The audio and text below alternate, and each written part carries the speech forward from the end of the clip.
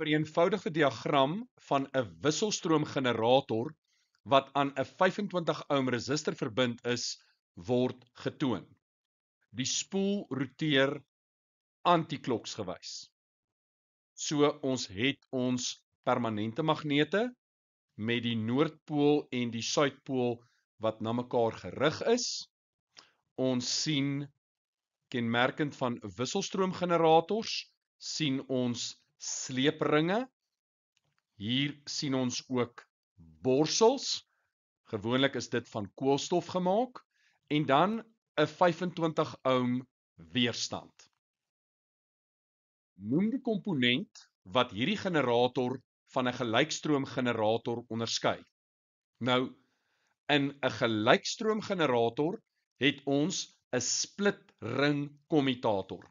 Hierso het ons sleepringe. En dit beteken die uitset gaan wisselstroom wees. In watter rigting sal die geïndiseerde stroom in deel XY van die spoel vloei? Kies uit X na Y of Y na X. Dis 'n generator. So ons gebruik die regterhandreël.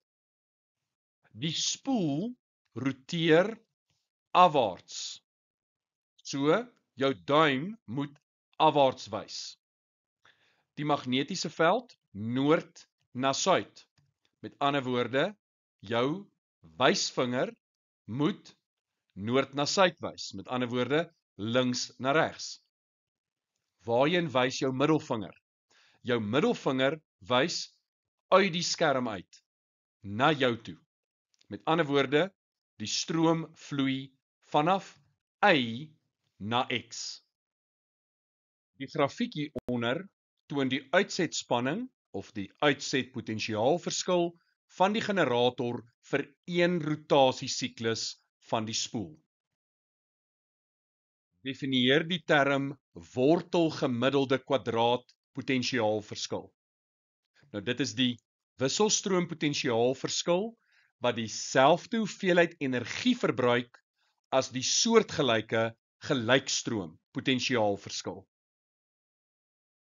Bereken die wortelgemiddelde kwadraat stroom in die stroombaan. Nou, ons het spanning en ons kan begin deur ons wortelgemiddelde kwadraat spanning te bereken. En die wortelgemiddelde kwadraat spanning is gelyk aan die maksimum uitsetspanning gedeel deur wortel 2 en ons kan sien daai maksimum waarde is 100 volt en ons deel dit deur wortel 2 en dit gee vir ons 70,71 volt. En dan kan ons die wortelgemiddelde kwadraat stroom bereken deur die wortelgemiddelde kwadraat spanning te deel deur die weerstand. Nou die spanning is 70,71 en as jy reg kon onthou op die skets, die weerstand was 'n 25 ohm resistor. So ons deel dit deur 25 en dit gee vir ons 'n stroom van 2,83 ampere.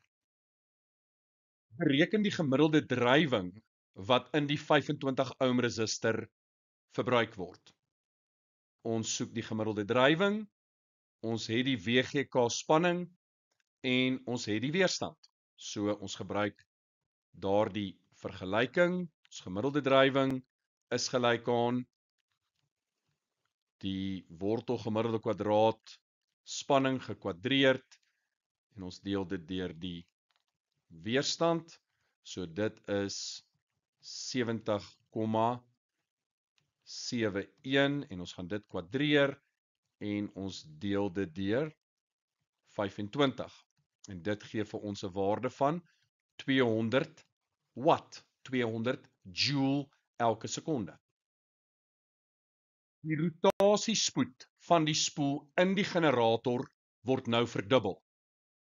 Skets die grafiek van uitsetspanning of uitsetpotentiaalverskil teenoor tyd vir 0,1 sekondes.